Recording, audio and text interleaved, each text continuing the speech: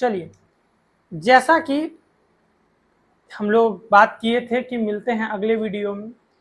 आज हम लोग और भी अच्छे एग्जामिनेशंस के बारे में जानेंगे। बहुत इंपॉर्टेंट एग्जाम है। जिन लोगों को भी डॉक्टर बनना है या जो लोग अपना फ्यूचर सिक्योर देखना चाहते हैं एज अ मेडिकल सर्विसेज, आगे चल के डॉक्टर एज अ सिर्फ डॉक्टर बन के नहीं रह जाता है। डॉक्टर आगे चल के बहुत ऐसे ऐसे सर्विसेज में भी जाते हैं जो बहुत अच्छे पदों पे हैं इंडिया में। ठीक है, डॉक्टर बनते कैसे हैं? तो डॉक्टर बनने के लिए एलिजिबिलिटी है एक छोटा सा एग्जाम, एक प्री मेडिकल एग्जाम जिसका अभी नाम चल रहा है नीट। इसका पहले नाम था pre medical exam, pre medical test. ये और भी अलग अलग, जैसे एम्स, इन सब का भी होता था, जिपमर या AFMC, arm force medical college, इन सब चीजों का पहले अलग अलग एग्जाम हुआ करता था और अलग अलग एग्जामिनेशन कंडक्ट होता था अलग अलग टाइम पे। सबको कर दिया गया मर्ज, और मर्ज करने के बाद नीट लाया गया। नीट कंडक्ट होता है NTA द्वारा, एक सरकारी संस्थान है जो नीट एग्जाम को कंडक्ट कराता है। अब बात एलिजिबिलिटी की है। एलिजिबल कौन लोग हैं भाई? तो एलिजिबल दो तरह के लोग हैं। एक जो कि 12th क्लास में अपियरिंग है, अपियर हो रहे हैं, और दूसरे 12th क्लास पास आउट, जिसमें से भी मिनिमम 45 मार्क्स उनको आने चाहिए फिजिक्स, केमिस्ट्री और बायोलॉजी में किसी भी मान्यता प्राप्त बोर्ड से। फिजिक्स, केमिस्ट्री, बायो में 12th बेसिस पे उनका बोर्ड में मार्क्स 45% चाहिए। वो हो जाने के बाद आप नीट के लिए एलिजिबल हो जाओगे और फिर दोगे आप नीट का एग्जाम। नीट का एग्जाम पूरे ऑल ओवर इंडिया में एक ही बार होता है, जिसका 2-3 साल से पेपर लीक भी हो जा रहा है, समझ ही रहे होंगे। पूरे ऑल ओवर इंडिया में वन टाइम, एक ही बार होता है, वन टाइम वन नेशन, ऐसा एग्जाम है ये। इसमें जो है वो लोअर एज लिमिट तो है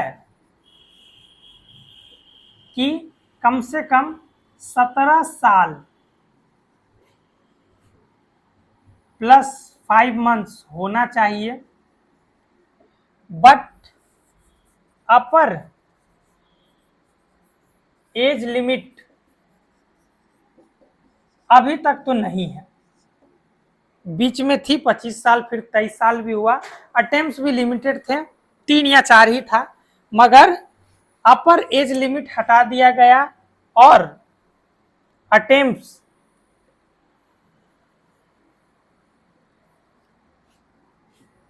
इनफाइनाइट, अपने लाइफ टाइम में जितना बार भी आप दे सकते हैं दे सकते हैं। अगले साल से अब क्या रूल आने वाला है ये अफवाह है, या कोई पुख्ता अभी जानकारी नहीं है कि अगले साल से एज लिमिट या अटेम्प्ट में कुछ चेंजेस आएगा या नहीं आएगा, हमको भी उतना जानकारी नहीं है। और अभी तक ये पेन पेपर मोड में ये एग्जाम होता था। अभी तक पेन पेपर मोड में ये एग्जाम कंडक्ट होता था अभी तक, टिल नाउ। नेक्स्ट ईयर इसको भी सोच रहा है CBT में कन्वर्ट करने। बस ये हम भी सोर्स के आधार पे ही आपसे कह रहे हैं, मगर हम लोग फोकस करेंगे कि अभी तक में क्या हो रहा है उस पर। मिनिमम फिजिक्स, केमिस्ट्री और बायोलॉजी में आपको 45 मार्क्स चाहिए, उससे नीचे वाले नीट में अपीयर नहीं हो सकते हैं।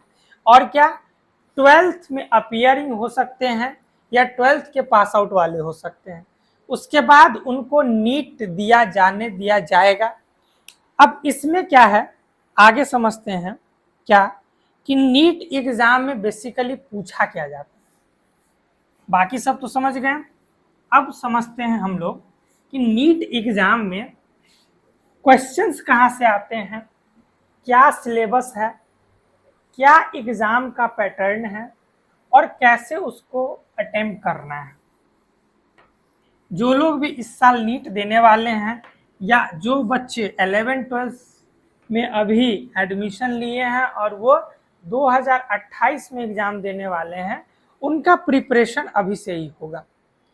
तो क्या है भाई नीट में, नीट में आपके पास सिलेबस है 11th plus 12th, 11 plus 12th तीनों का फिजिक्स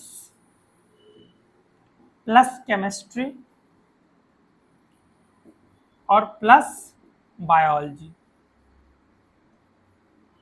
तीनों में से बीच बीच में तो 50-50-50 क्वेश्चन आते थे, अटेम्प्ट के लिए 45, 5 वैसे दिया जाता था कि आप ऑप्शनल रख सकते हैं। मगर अभी करंट में 45 क्वेश्चन, केमिस्ट्री में 45 क्वेश्चन और बायोलॉजी में दो चीज होता है, एक तो बॉटनी और दूसरा होता है जूलॉजी। इसके 45 और इसके 45 question. Number of total question, total number of questions ये आपके हो गए 180। और इस 180 क्वेश्चंस को करने के लिए 180 क्वेश्चंस को करने के लिए आपको मिलते हैं 3 घंटा। ये 3 घंटा क्या है भाई, तो 180 क्वेश्चंस 180 मिनट, मतलब एक क्वेश्चन 1 मिनट। और इस 1 मिनट में आपको क्वेश्चन को अटेम्प्ट भी करना है और इसमें बबलिंग भी करना है, क्योंकि पेन पेपर मोड है तो उसको बबलिंग भी आपको करना है।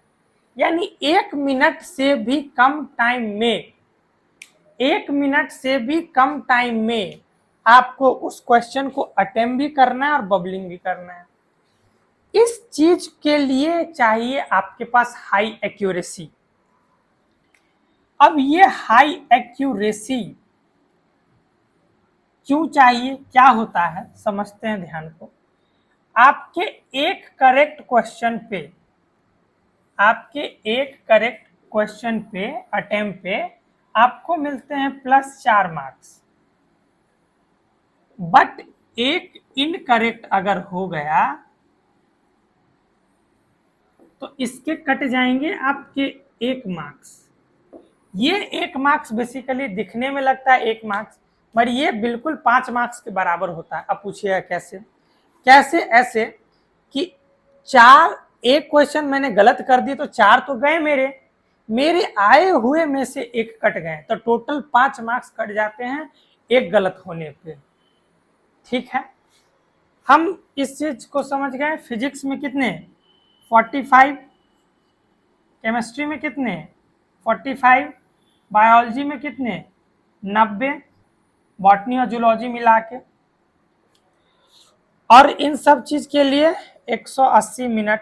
और ये कहने की बात है, आपको पेपर में बबलिंग, नेम, फिलिंग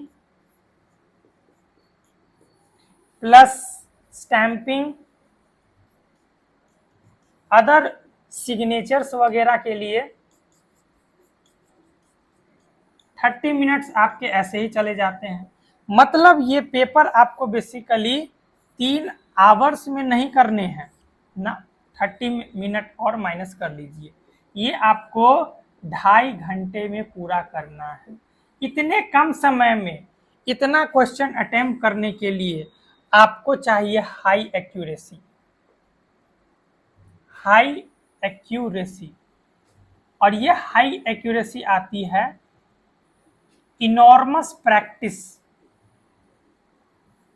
बच्चा यहाँ सिलेबस कंप्लीट नहीं कर पाता है, प्रैक्टिस कैसे करेगा?